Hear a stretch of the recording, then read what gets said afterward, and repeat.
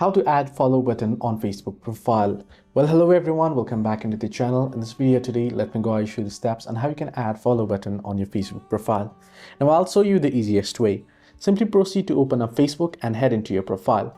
Once you're on your profile, you want to tap on the three dots icon here on your profile, tap on it and you can see various options.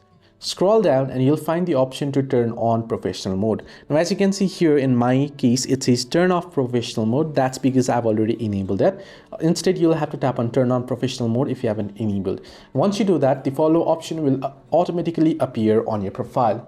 The other way is you'll have to adjust your privacy settings to allow public followers to you in order to get the follow option. So in that case, head into menu, head into settings. Once under settings, you want to head into privacy here option.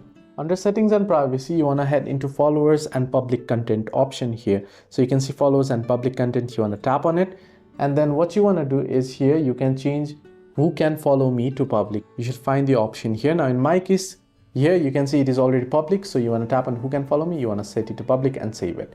This is how you can add follow button on Facebook profile. Hope this video helped you. Do like and subscribe as well.